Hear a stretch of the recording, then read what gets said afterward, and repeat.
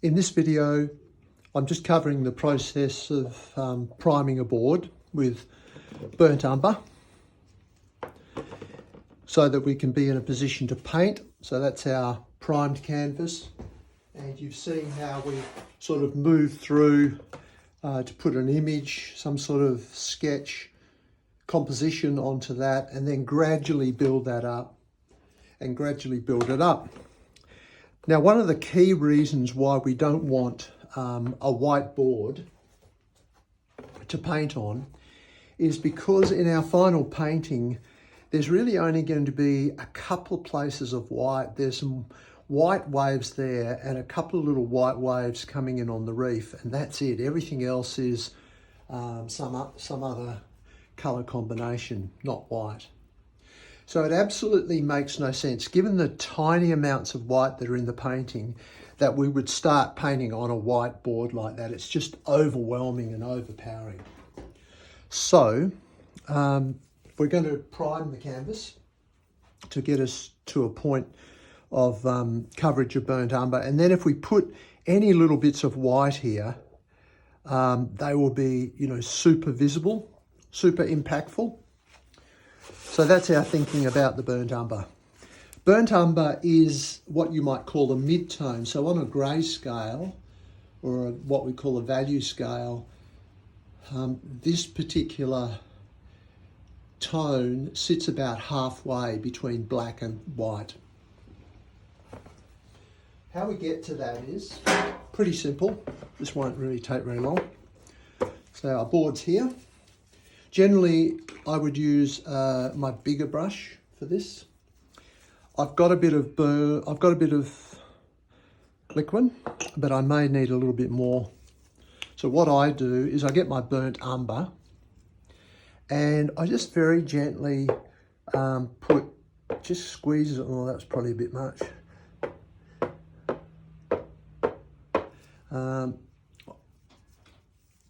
Squeeze a few dots out like that.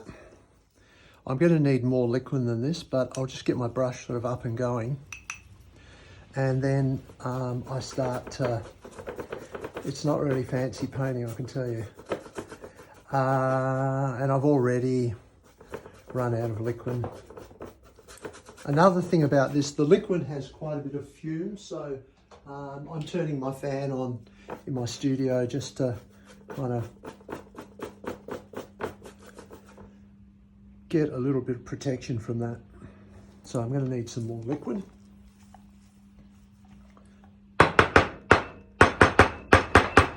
So I'm right at the end of my bottle.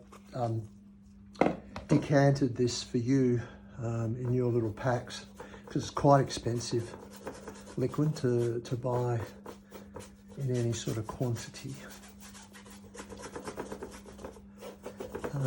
Yeah, I think I've probably got too much paint here. I could have made those dots a little bit smaller. I think these ones here and here are going to be quite big.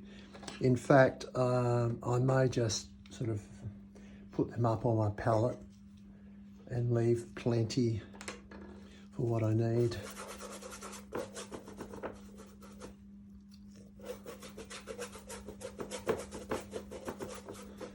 So it's nothing very sophisticated about this. It was interesting, one of the first paintings, someone joined the group and he joined late, so I didn't have time to prime his board. And he said, fine, I'll just press on without it being primed. It was really interesting as his painting unfolded. My impression was that it kind of looked a little bit on the pale side. So this burnt umber is sitting in the background and it's really adding a warmth and an integrating quality to the painting. So even though you can't see it, there's burnt umber, sneaking through here.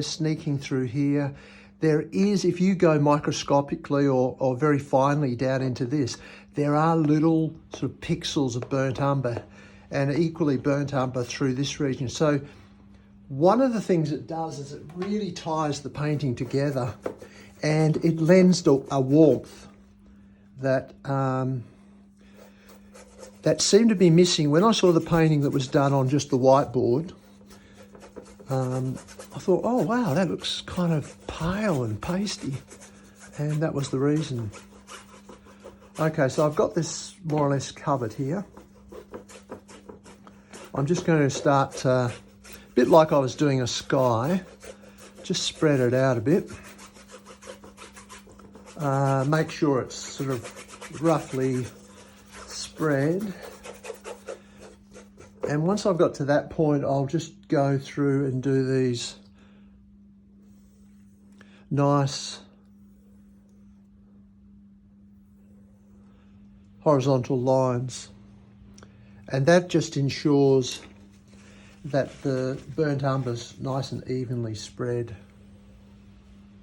Occasionally, you'll see here, like I'm just starting to drop a little bit of, leave a little bit here up in the corner. So